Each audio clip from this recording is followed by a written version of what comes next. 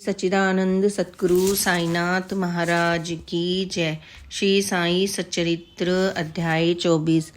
श्री बाबा का हास्य विनोद, चने की लीला, सुदामा की कथा, अरना चिंचीगढ़ और मौसीबाई की कथा, बाबा की भक्त परायणता। प्रारंभ। अगले अध्याय में उमुक उमुक विषयों का वर्णन होगा। ऐसा कहना एक प्रकार का अहंकार ही है। जब तक अहंकार गुरु चरणों में अर्पित न कर दिया जाए तब तक सत्य स्वरूप की प्राप्ति संभव नहीं। यदि हम निरअभिमानी और हो जाएं तो सफलता ही प्राप्त होना निश्चित ही है। श्री साईं बाबा की भक्ति करने से ऐहिक और आध्यात्मिक दोनों पदार्थों की प्राप्ति होती है और हम अपनी मूल प्रकृति में स्थिरता पाकर शांति और सुख के अधिकारी बन जाते हैं। अतः मुमुक्षुओं को चाहिए कि वे आदर सहित श्री साईं बाबा की लीलाओं का श्रवण कर उनका मनन करें। यदि वे इसी प्रकार प्रयत्न करते रहेंगे तो उन्हें अपने जीवन ध्येय तथा परमानंद की सहज ही प्राप्ति हो जाएगी। प्राय सभी लोगों को हास्य प्रिय होता है, परंतु हास्य का पात्र स्वयं कोई नहीं बनना चाहता। इस विषय में बाबा की पद्धति भी विचित्र थी। जब वह भावनापूर्ण होती थी तो अति मनोरंजक तथा शिक्षाप्रद होती थी। इसलिए भक्तों को यदि स्वयं हास्य का पात्र भी बनना पड़ता था तो उसमें उन्हें कोई आपत्ति न होती थी। श्री हेमाड पंत भी अपना एक ऐसा ही उदाहरण प्रस्तुत करते हैं। चना लीला। शिरडी में बाजार प्रति रविवार को लगता है। निकटवर्ती ग्रामों से लोग वहां आकर रास्तों पर दुकानें लगाते और सोता बेचते हैं। मध्याह्न के समय मस्जिद लोगों से ठसाठस भर जाया करती थी, परंतु इतवार के दिन तो लोगों की इतनी अधिक भीड़ होती थी कि प्राय दम ही घुटने लगता था। ऐसे ही एक रविवार के दिन श्री हेमाड पंत बाबा की चरण सेवा कर रहे थे। श्यामा बाबा के बाईं ओर वामन राव बाबा के दाहिनी ओर थे। इस अवसर पर श्रीमान बूटी साहेब और काका साहेब दीक्षित भी वहां पर उपस्थित थे। तब श्यामा ने हंसकर अन्ना साहेब से कहा, देखो तुम्हारी कोट की बाह पर कुछ चने लगे हुए से प्रतीत होते हैं। ऐसा कहकर श्यामा ने उनकी बाह स्पर्श की जहां कुछ चने के दाने मिले। जब हेमाड पंत ने अपनी बाईं कोहनी सीधी की तो चने के कुछ दाने लुढ़क कर नीचे भी गिर पड़े, जो उपस्थित लोगों ने बीनकर उठाए। भक्तों को तो हास्य का विषय मिल गया और सभी आश्चर्यचकित होकर भांति भांति के अनुमान लगाने लगे, परंतु कोई भी यह न जान सका कि चने के दाने वहां कैसे आए और इतने समय तक उसमें कैसे रहे। इसका संतोषप्रद उत्तर किसी के पास न था, परंतु इस रहस्य का भेद जानने को प्रत्येक उत्सुक था। तब बाबा कहने लगे, इन महाशय अन्ना साहब को एकांत में खाने की बुरी आदत है। आज बाजार का दिन है और ये चने चबाते हुए ही यहाँ आए हैं। मैं तो इनकी आदतों से भली भांति परिचित हूँ और ये चने मेरे कथन की सत्यता का प्रमाण है। इसमें आश्चर्य की बात ही क्या है। हेमाड पंत बोले कि बाबा, मुझे कभी एकांत में खाने की आदत नहीं है, फिर आप मुझ पर इस प्रकार दोषारोपण क्यों करते हैं? अभी तक मैंने शिरडी के बाजार के दर्शन भी नहीं किए तथा आज के दिन तो मैं भूलकर भी बाजार नहीं गया। फिर आप ही बताइए कि मैं ये चने भला कैसे खरीदता, और जब मैंने खरीदे ही नहीं तब इनके खाने की बात तो दूर की है। भोजन के समय भी जो मेरे निकट होते हैं उन्हें उनका उचित भाग दिए बिना मैं कभी ग्रहण नहीं करता। बाबा, तुम्हारा कथन सत्य है, परंतु जब तुम्हारे समीप ही कोई ना हो तो तुम और हम कर ही क्या सकते हैं? अच्छा बताओ, क्या भोजन करने से पूर्व तुम्हें कभी मेरी स्मृति भी आती है? क्या मैं सदैव तुम्हारे साथ नहीं हूँ? फिर क्या तुम मुझे पहले अर्पण कर भोजन किया करते हो? शिक्षा। इस घटना द्वारा बाबा ने क्या शिक्षा प्रदान की है, थोड़ा इस ओर भी ध्यान देने की आवश्यकता है। इसका सारांश यह है कि इंद्रियां, मन और बुद्धि तथा पदार्थों का रसास्वादन करने के पूर्व बाबा का स्मरण करना चाहिए। इनका स्मरण करना ही अर्पण की एक विधि है। इंद्रियां विषय पदार्थों की चिंता किए बिना नहीं रह सकती। इन पदार्थों को उपभोग से पूर्व ईश्वर अर्पण कर देने से उनकी आसक्ति संभवतः नष्ट हो जाती है। इसी प्रकार समस्त इच्छाएं, क्रोध और तृष्णा आदि कुप्रवृत्तियों को ईश्वर अर्पण कर गुरु की ओर मोड़ देना चाहिए। यदि इसका नित्य अभ्यास किया जाए तो परमेश्वर तुम्हें कुप्रवृत्तियों के दमन में सहायक होंगे। विषय के रसास्वादन उपस्थिति का ध्यान अवश्य ही रखना चाहिए, तब विषय उपयोग उपभोग के उपयुक्त है या नहीं, यह प्रश्न उपस्थित हो जाएगा और तब अनुचित विषय का त्याग करना ही पड़ेगा। इस प्रकार कुप्रवृत्तियां दूर हो जाएंगी और आचरण में सुधार होगा। इसके फलस्वरूप गुरु प्रेम में वृद्धि होकर शुद्ध ज्ञान की प्राप्ति होगी। जब इस प्रकार ज्ञान की वृद्धि होती है तो दैहिक बुद्धि नष्ट होकर चैतन्य घन में लीन हो जाती है।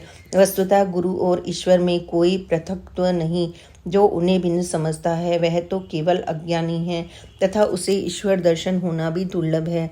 इसलिए समस्त भेदभाव को भूलकर गुरु और ईश्वर को अभिन्न समझना चाहिए। इस प्रकार गुरु सेवा करने से ईश्वर कृपा प्राप्त होना निश्चित ही है और तभी वे हमारा चित्त शुद्ध कर हमें आत्मानुभूति प्रदान करेंगे।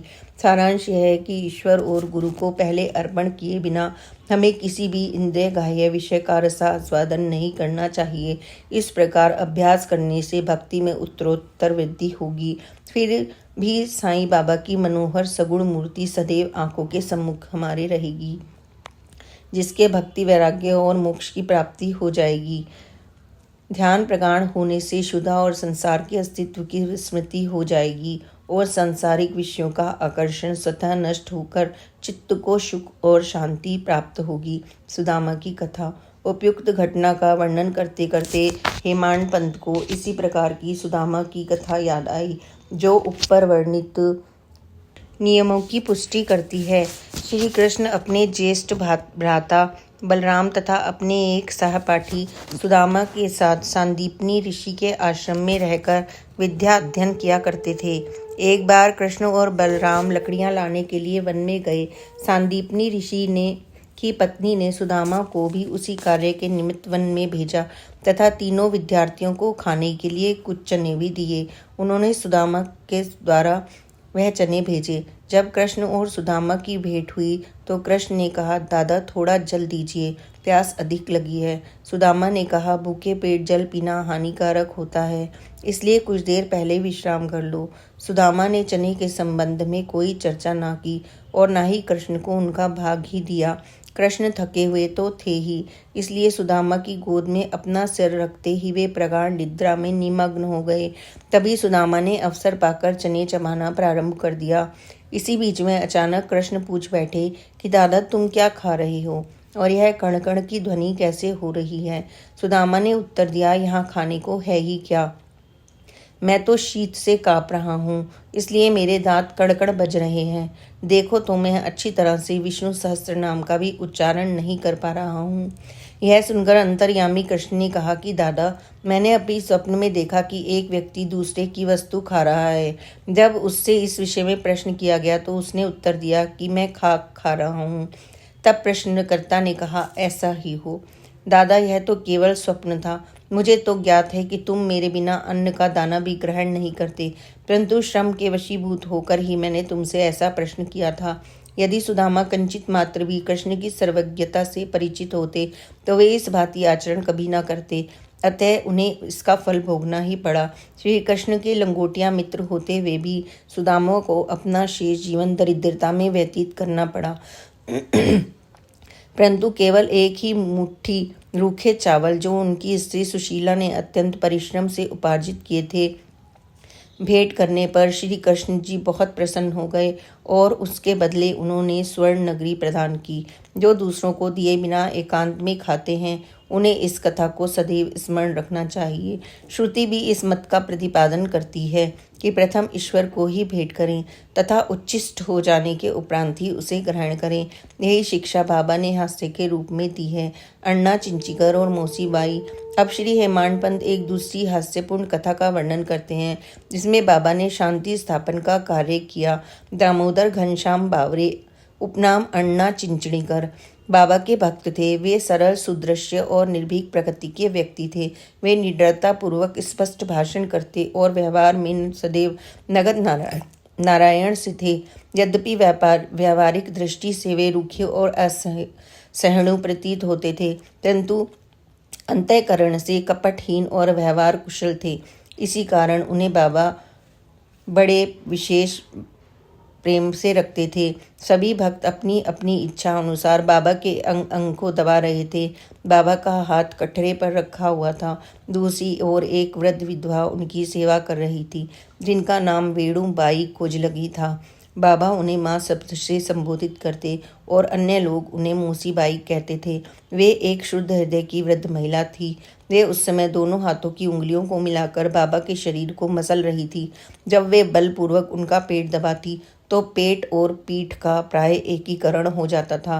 बाबा भी इस दबाव के कारण यहाँ वहाँ सरक रहे थे। अन्ना दूसरी ओर सेवा में व्यस्त थे। मौसी बाई का सिर हाथों की परिचालन क्रिया के साथ ऊपर नीचे हो रहा था। जब इस प्रकार दोनों सेवा में जुटे थे तो अनायास ही मौसी बाई का मुख अन्ना के अति निकट हो गया। मौसी बाई विनोदी प्रकृति की होने के कारण ताना देकर बोली, यह अन्ना बहुत बुरा व्यक्ति है और मेरा चुम्बन करना चाहता है। इसके केश तो पक गए, परंतु मेरा चुम्बन करने में इसे तनिक भी लज्जा नहीं आती। यह सुनकर अन्ना क्रोधित होकर बोले, तुम कहती हो कि मैं एक वृद्ध और बुरा व्यक्ति हूँ? क्या मैं मूर्ख हूँ जो तुम छेड़खानी करके मुझसे झगड़ा कर रही हो? वहां उपस्थित सब लोग इस विवाद का आनंद ले रहे थे।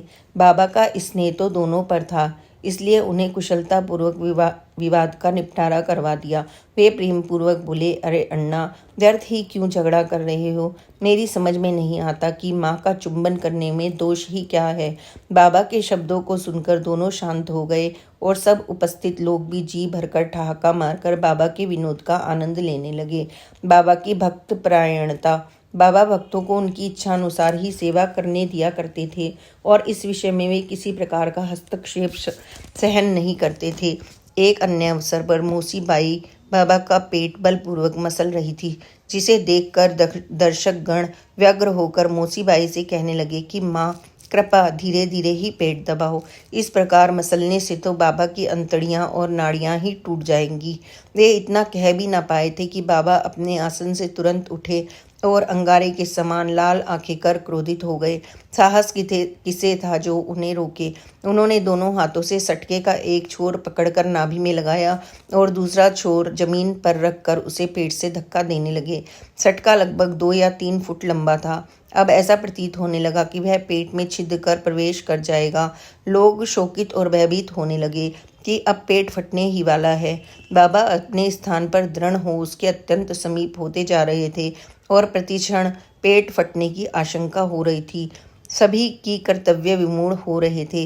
वे आश्चर्यचकित और भयभीत हो ऐसे खड़े थे मानो गूंगों का समुदाय हो। यथार्थ में भक्तगण का संकेत मौसी बाई को केवल इतना ही था कि वे सहज रीति से सेवा शुश्रूषा करें।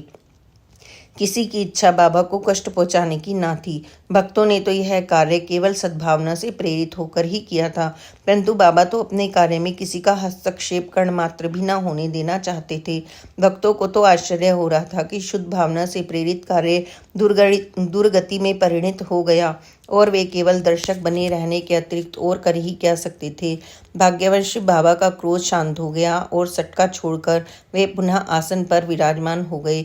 इस घटना से भक्तों ने शिक्षा ग्रहण की कि अब दूसरों के कार्य में कभी हस्तक्षेप न करेंगे और सबको उनकी इच्छा अनुसार ही बाबा की सेवा करने देंगे। केवल बाबा ही सेवा का मूल्य आंकने में समर्थ थे। श्री सद्गुरु साईनाथ अर्पणम अस्तु। शुभम भवतु। श्री सच्चिदानंद सद्गुरु साईनाथ महाराज की जय। प्लीज़ ऑनलाइन दर्शन के लिए comment inbox. Please like and subscribe and share this channel. Om Sai Ram. Jai Sai Ram. Om Sai Ram.